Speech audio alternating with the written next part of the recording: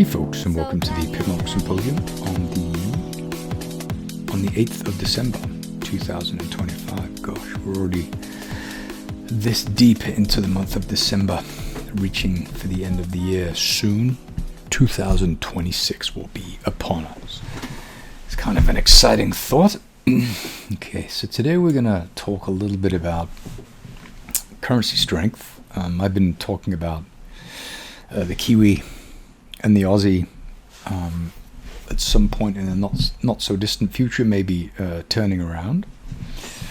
We haven't quite managed to do that, but of course if we zoom out a little bit, you can see that these are really moving strongly, and they have been for quite some time. The Kiwi has been, as you can see here, marked off as the strongest, throughout all of last week, which is pretty amazing actually. It's really flying just here. Okay, and then you have the American dollar, which has been the weakest, the Swiss franc, which has been the weakest. And so what I'm expecting is for these to momentarily kind of pick up a little bit, and for these again momentarily begin to move down. And so we're going to see these currency pairs swap direction for a little while. And I've got my eye now on the pound Swiss franc, and we're probably potentially gonna see the regime shift from what's actually already started to shift. You can see here negative. Okay, so it's been positive for a long time, and what'll potentially happen over the next coming days, maybe this week, then we'll start to do this, and the pound will start to do this. Then that will bring this lower. Just a small pullback, and this is super common behavior, especially when you have currencies that are really strong for a long period of time. They don't stay up there forever.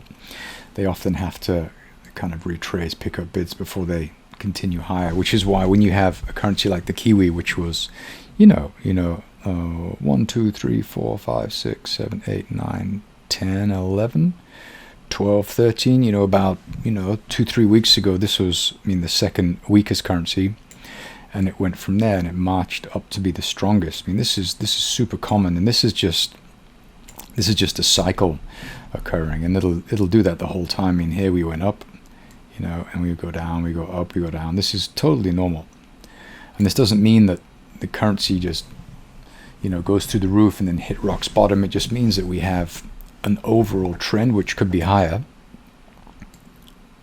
but we have it doing something like this. Okay, and so you have to kind of identify that over a trend, which you do by looking at the higher time frames, and then you position yourself to get in at the lows down here somewhere as prices continue, or highly likely continue to move higher.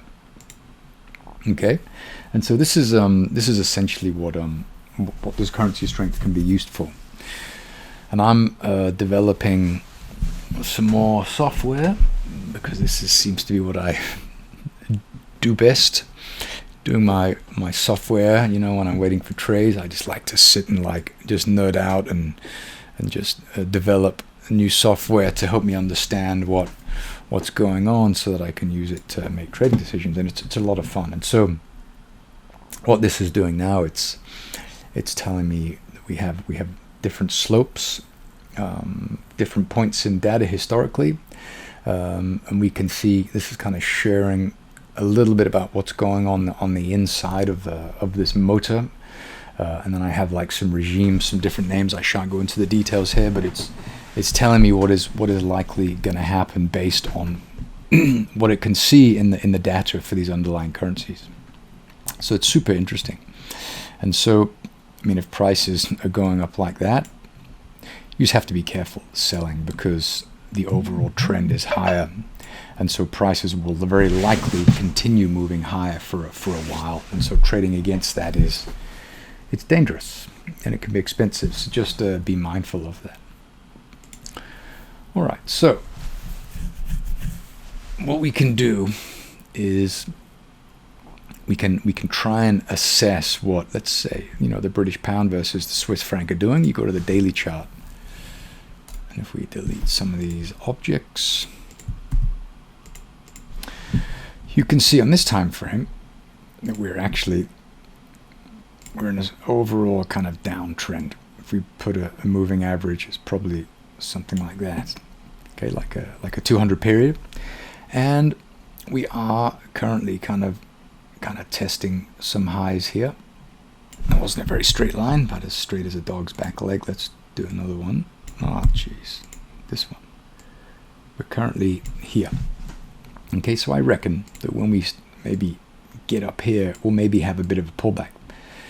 Okay, and so this is essentially what I'm waiting to happen. And you can do that using the supply and demand software. You can see here, as a matter of fact, the Swiss franc has been the strongest for a very long period of time, and the British pound has been the third strongest, also, well, since the beginning of the summer. Okay, and so what you want to do is you want to try and look for places where prices are most likely to turn. Okay, and then you would be looking at stuff like, sell zones, buy and sell zones. We have a zone here, just here. We have some sell zones just here. Price just tested one just here. The sell zone is just essentially a place where prices went to and retreated from. Here we have the supply, tested once, twice, and now we're just kind of feeding into some micro child zones within this little price structure here. And prices retrace from that area with a lot of strength historically, as you can see. And so we can expect something similar to happen until it doesn't. Okay, and that's all. It's kind of a stupid thing to say, until it doesn't, but that's the truth of it. When prices stop to respect zones, well, then it's time to rethink and to realign and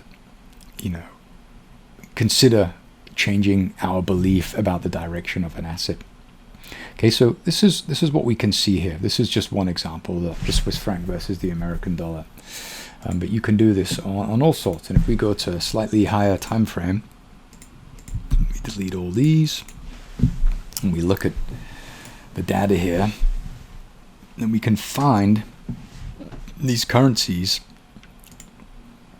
Okay, the Singapore dollar we don't have a whole lot of data for, but we have for the rest, for the others. It looks pretty flat. But the Japanese yen has been pretty weak. And the Swiss franc has been pretty strong. And so if you go to the franc cross with the Japanese yen, this is going to be moving higher, as you can see here.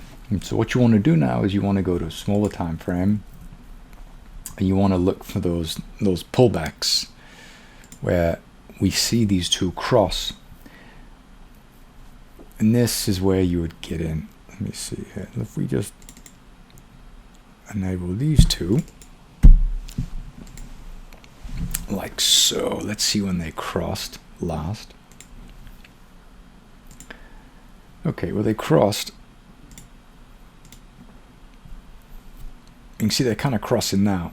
You see where we had the Japanese yen, which is the weakest of the two, and they kind of crossed around here. If we look at maybe this is like an average. Oops, let me put the line on a different side. Around here. So this is kind of where they crossed. So this would roughly be where the pullback is occurring. You can see here that prices did, when we had a strong divergence maybe around here. This is kind of an average here, and then we had a really big push here when the yen really spiked higher. Okay, and then it started to wean off. So when you see prices start to move towards each other, like around here, well, this is just a pretty good indication that the major trend is likely going to continue higher. And keeping in mind that we start to form these zones here, we start to see prices trade above highs. We had this high, we had a low here, high, low, high, low. But now if I just join those,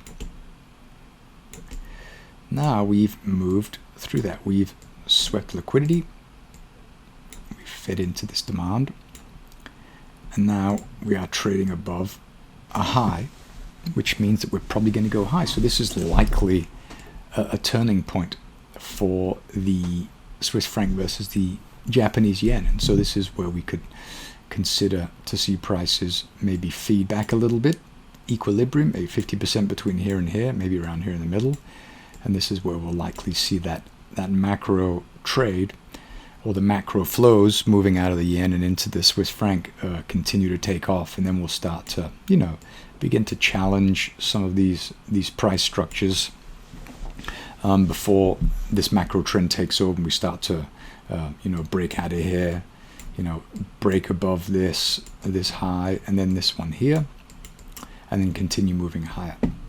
It's a really fascinating a lens via which to view currencies, because it's so powerful.